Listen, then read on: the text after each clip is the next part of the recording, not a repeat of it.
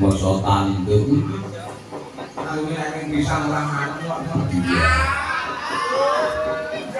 suling dilatih tahu layar iki masa tanduk swara suling lah iya mumpung kelarasane padha alhamdulillah iya ngaturke salam duwe dhisik Pak. Assalamualaikum warahmatullahi wabarakatuh. Waalaikumsalam warahmatullahi wabarakatuh.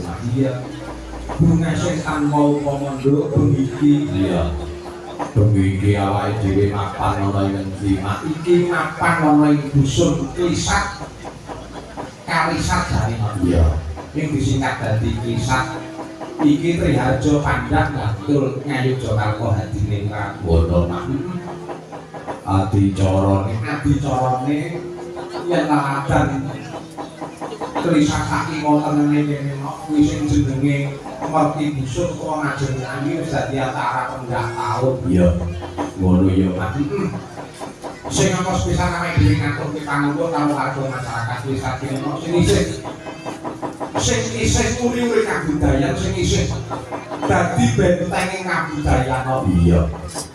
Mergo kono-kono wis padha luntur ya Mak. Ayo nek bisa kene aja nganti ya setiap taun to tahun iki tetep diadani maju menawa Merti Dusun sebab iki ki ora mung pahargyan sing biyen-biyen kok. Iya. Iki ki tinggalane para leluhur, tinggalane para nenek moyang nyakae dhewe biyen sing patut diuri-uri. Ngono Mak. Sebab para tetembungan wong Jawa ki aja nganti lali marang sing tertinggal bakalan tertinggal. Baguse piye? Tertinggal kuwi ibarate kaya woh kambil sing wis tuwa. Kuwi sapa sing nyeblokke cikal ki awake dhewe patut uga kudu kelingan nguri-uri. Ngono Mak. Sing angka loro Bakal cikal nek wis tukul kudu dirawat sing apik, sing bener, sing becik dirambuk supaya bisa murakake dadi wit kambil sing bisa mitungani seko oyot nganti tekan godhoge. ngono ya Mak. Wit kambil ki apa to sing raguna? Kabeh kanggo gawe kabeh. Iya ya Mak. Ngono, mergo yen wis dirawat kanthi bener becik sesuk dadi wit sing subur bisa awoh kang akeh bisa murakake marang panguripan kuwi sarukane. Ngono Mak. Jadi kalau bakal tertinggal. Nah, sing tertinggal iki to.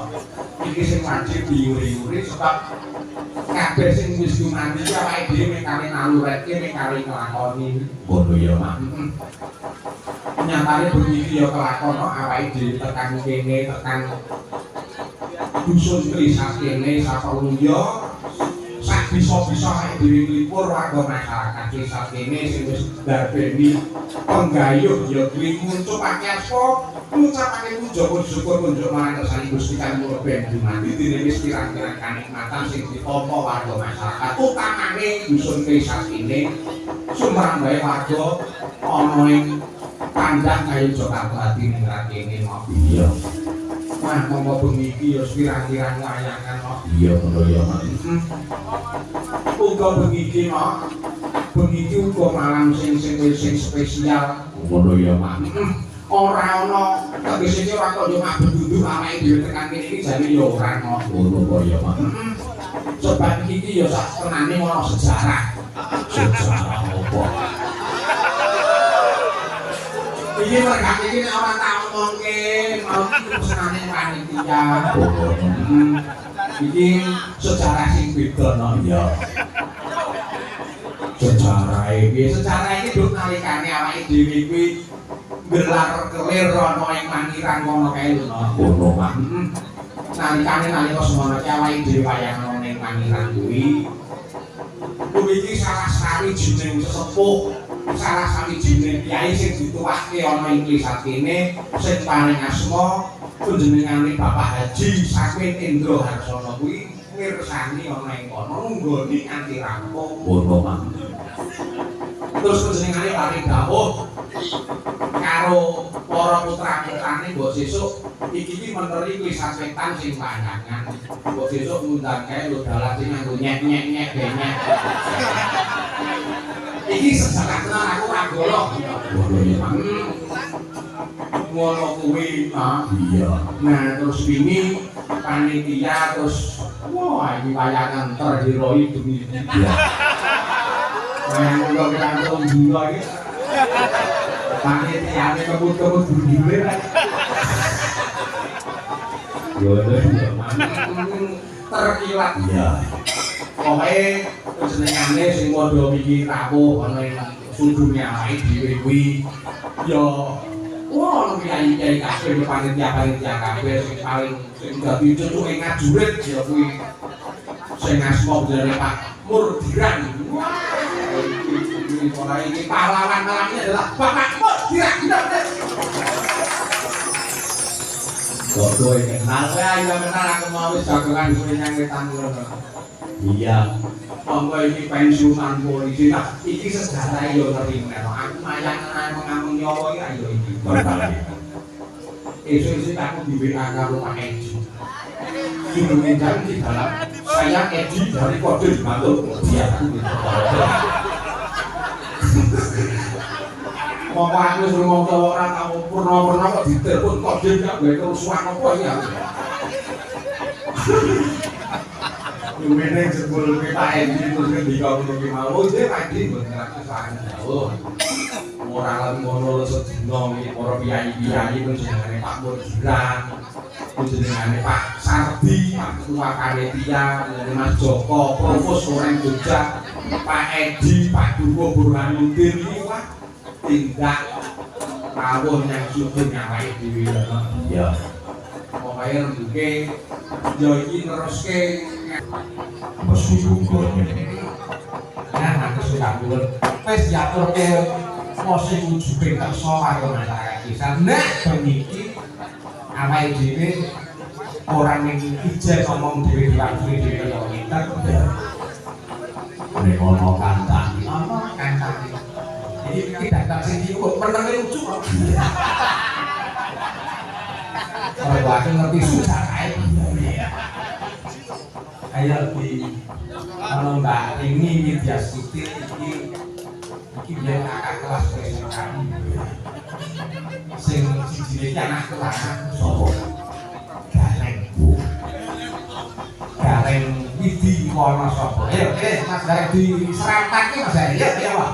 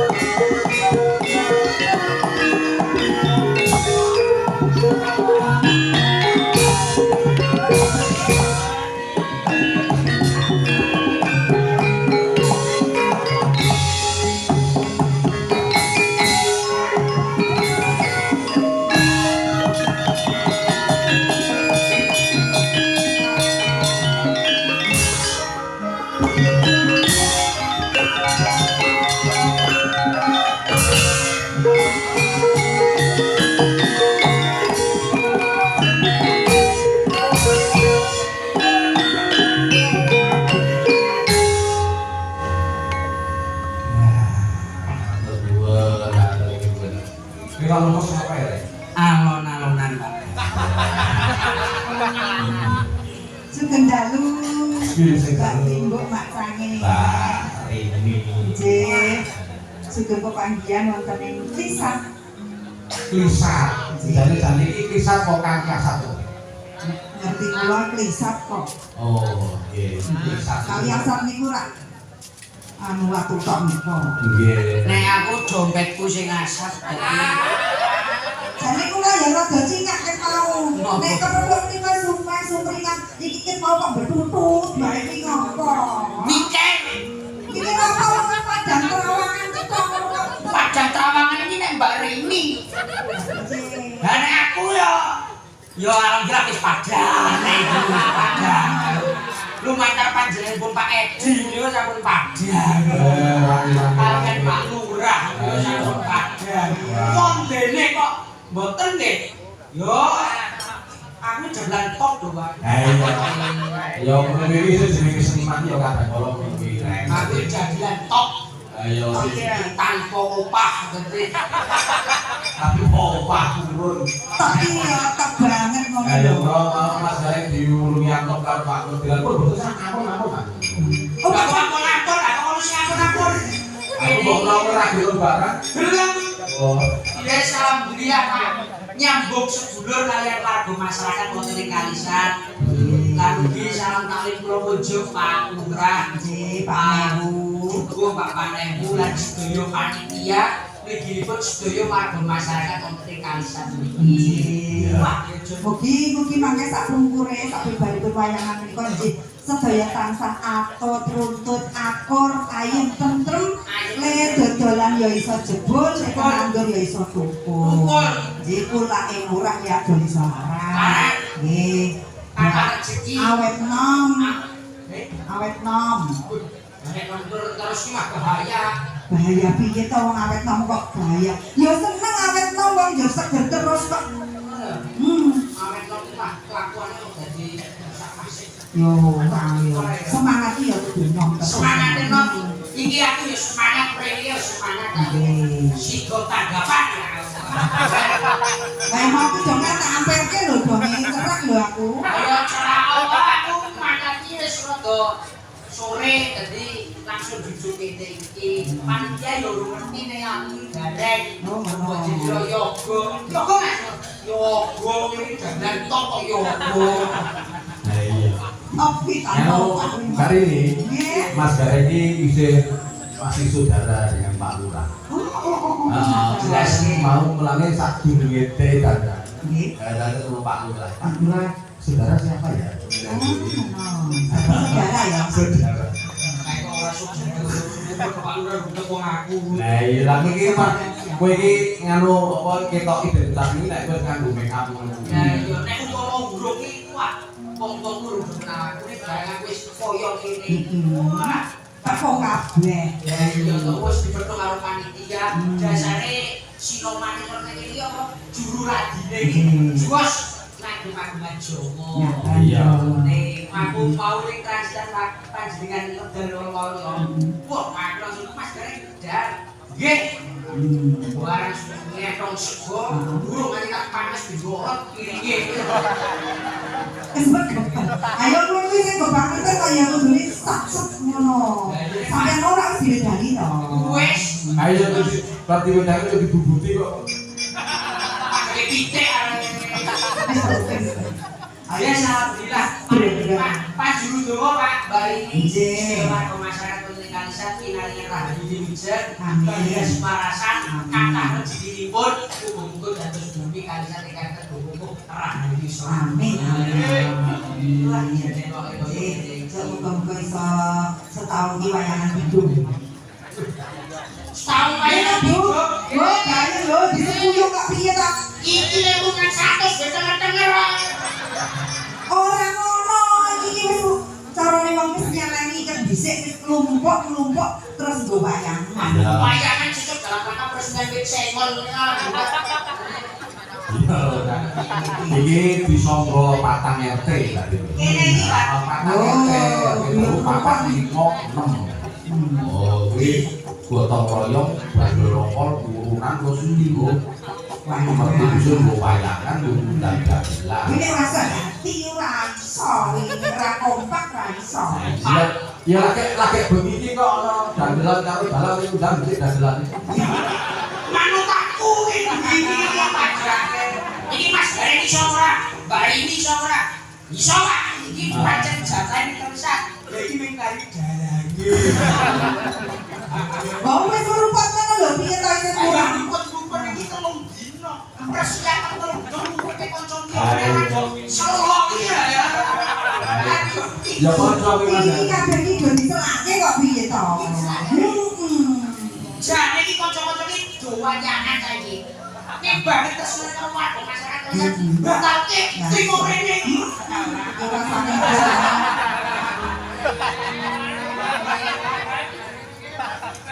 Kanca iki ya. Iya, pikir semangat. Lek nonton aku yo katanya ojo ngadimpang-dimpang. Ayo. Oh, gareng menang bayar aku wis aku bunyi ngasih dimpang-dimpang. Ini mau ngisi. Ini kan Pak Yu. Ayo, apa ngono jenenge? Ngono jenenge Cerita, kandang. wong urip ora ya ono suka dukanya. Awak dhewe iso mateng ora ya nganggo proses to. Isu. Ora dadi buyung. Cara ketoprak. Oh, coba yo ngono. Mari iki yo ketoprak yo. Wah, ayo. Sopo sing boten mangan kok sih lomba ini ngerol ketoprak. Ayo.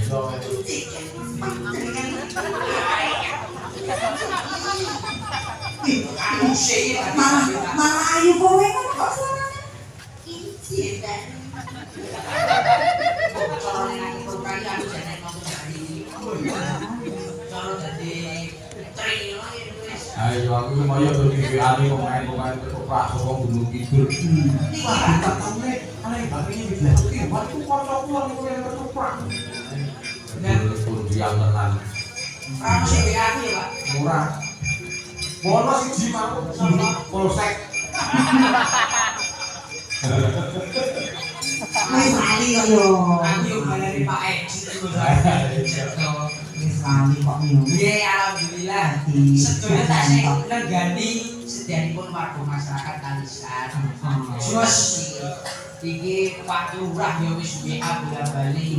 Kang Gareng ojo lali sesuk. Nggih, Pak. Dan Kang Gareng kula badhenipun barang tak ngenteni ora nelpon-nelpon. Dijodohi ya dengan keterangane. Wau dalu wis diwontenaken iki apa jenenge doa bersama. Tirakatan ini marang Gusti mugi didoke bidane dicerake rezeki. Ibu-ibu wis semangat. Rek. Apa? Iki goleki, Pak. Lah kok iso Boleh ya, tamu ini bagus netral kan ya. orang kerja no. Wah, kayak adalah penyelamat. Oh iya. Ya, kayak gini. Pokoknya coba dulu Pak. Sedaya pimpinan rahayu dulu. Mobilnya wonten panutan kembang. Kanca-kanca iki yo bagi dulu yo nomongan kabeh. Ngomongan kabeh. Ayo rumah sampah aku ya bareng cuk namani nang Pak Edi. Nggih, Pak Edi sedhi kok dawuh ngono iki yo sirahku yo kopiok rek. Ya iya. Lah iya nglumpukke kuwi para baju barat. Ayo yo. Jakel. Mbak tak senggiwe iki piye to? Wah, kanca-kanca rombongan kowe ngene iki wis kamor. Urung tau nek karo iki bocah-bocah iki. Nom kabeh coba sing tuwa. Nek kalian yang tiga juga wis biasa nek iki. Ya, iki sengaja aku meregenerasi Mas. Nggih, Pak. Ngono. Wajib menika nggih apa ya sing Iya. kok arep ning arep terus. Kayak sing urut saka kono kae ya saka pojok kae pasti kae dadi tak hari keras. Ben apa kok dibagi keras? Ya diabadikan ke berbagai museum Surabaya. Mari kalau nganggo buku. Ayo kuwi saka Pras TV Mbak Nanda iki bekas pensiun. Nek Joko sing jelas kayak si Sutris kae. Sampai baru. Ayo. Presiden Mandala jamak-jamak Pras TV mawon mangkane. Anu dak kiri gede-gede kok celole. Tampil iki debus nang nggon pos penjagaan satpam debus wong ae. Tak nyang. Wes dadak. Wes dandan kudu mangireng wae nganggo masker. Pinten Mbak aku ya ngono. Iki yo awake dhewe senasib iki.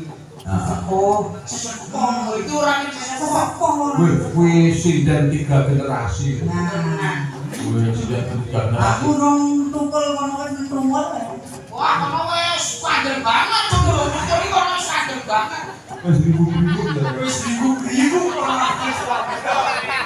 Iki wong yo pajake apa? Ayo Mas iki tukul ayo pertumbuhan. Lah iso. Panjenengan kok dari tukul wah, kupras tinggi wis wah.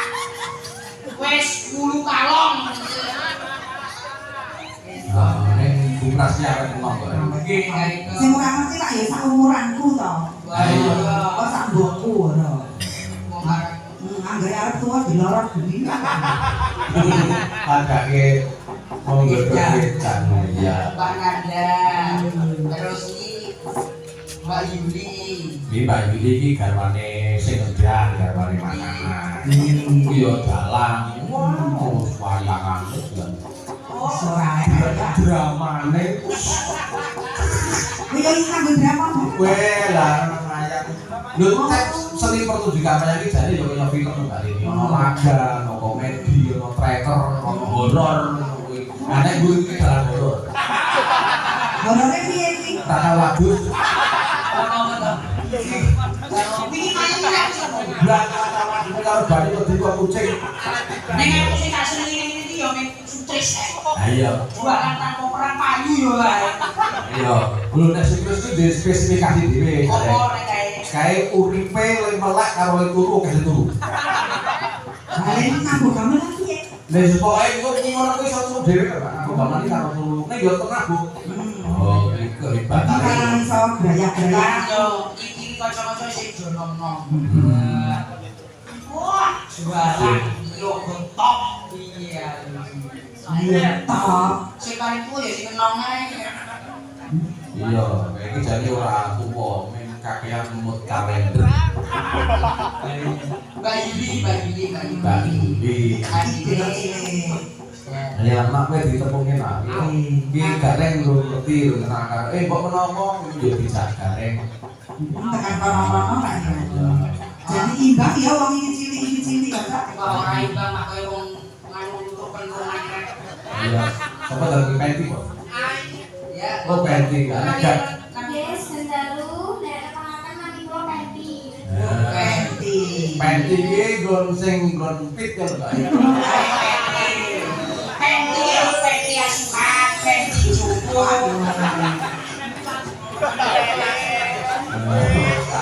Kalau masaku kowe centak-centik to. Penti nek ditambahi. Nek ditambahi iki mak koyo merek sampo. Sampo.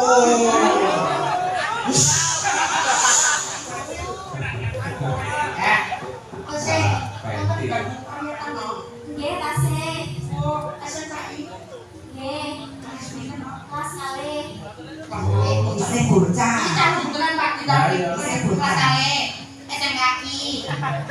Isih bocah iki bau kencur iki ya ngono kuwi.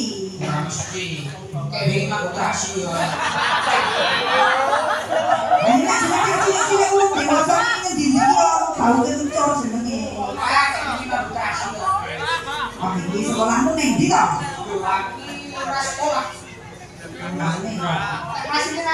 Mas kali. Saking Kulon Progo. Suarane kaya aku biyen. Isih sekolah. Kelas kali Kulon Progo. Bocah meneh ini. Iki urung keripitan jelantai kan. Iki sing dadi Kok nganggo jelantah barang iki. lah ya Mas iki urung ngerti kono-kono mligi sekolah.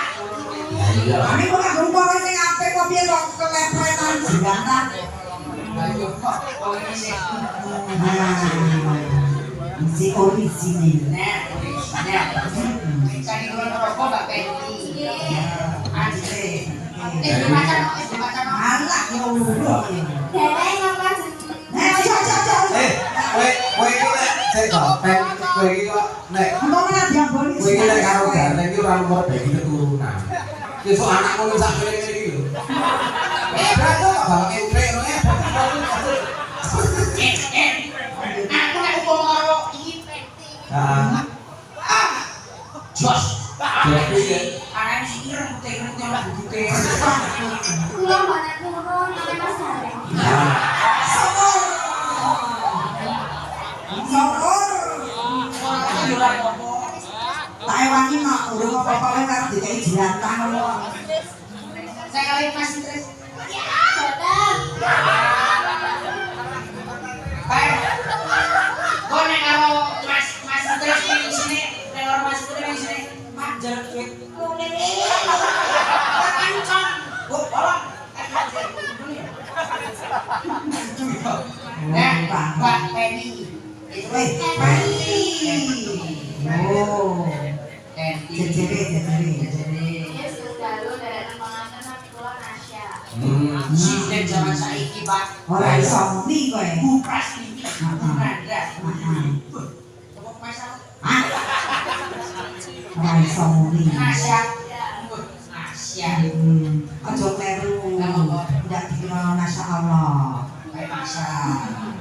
Udah Nasya. Terus saya semua, no? Terus saya selamat kita. Ngono. Podo sak kelas ini. Jurusan Arab. Iki yo urung Bibit unggul iki. klepetan jantai kanak. Kok seneng nganggo jelatah to? Lah iki sing iki bocah urung gede. Kaya. Di dalam saking di dalam. Adine. Sandine. Sandine. Yes, dalu derek panganan nang kula Ganis. Tidak kok jenenge Ganas. Hah? Oh ganes. Wah, ana selewat. Sampun. Lewat. Kasih sekolah. Iki sinten? Gosek lagi dalam ngendi kok? Daleme kuwi. Kula di dalam Risma. Semarang iku ndi kula sok kala ning Semarang. Rasa sini. Ayo. Kowe ketemu ngolo-ngolo Mas Utris jane kowe cemburu ta? Iya wae, Mas Utris wis dhisik loro kowe ra duwe kok. Aku duwe aku tak kompak tak gowo. Nek gowo jadi kaya padha gowo parut jadi Lah apa kok bawa Pak? bahaya. Streaming media. Adine kok wah iki bocah. Cak karo jenok. Ada kan. Nah, kowe nek tuku ngono kuwi ora ketok ya. Ada kan. Ning aja cerak-cerak bagareng. Nah, aku nak disugol bareng tetanos malah. Penyakit. Kan lari ini kayak. Sinden kecil. Calon sinden. Calon sinden. Yes, dalu kula Dira. Kowe ki ora usah ojo madhep gareng abrak kok ojo dhewe. Iki ngadep kono Pak Lurah. Ojo delok ke aku. Heeh. Kami kula. Yes, dalu. Hmm. Kula Dira, kula saking Sedayu Bantul. Kelas sekolah. Kelas sekawan SD. Kelas 4 sak mene. Kelas 4 ku kelas 6 SMP. Kok anu rabi wis ngono kuwi. Gareng iki lho Pak kapal iki berprestasi. Nyopet. Prestasi kok nyopet. Iya prestasi itu kira aku. Nek ra ketekan saking bibute. Setore yo ning kono. Kan nek lager paling isun-isun lumantar lager. Iya. Kula badhe ngaturaken sinau parijaga nggih. ngono ya piye no. Ora kaya anakku. Piye? Anak yang coba kowe nganggo kaya komok kan kaya. Nganggo apa? Hah, nganggo tutup kuping kaya budek kan. Kae genset. Wah, ben mandian kupinge ya. Headset. Nah, sing dukung. Nek kupingmu diseni genset kaya ngono. Sing nom ya.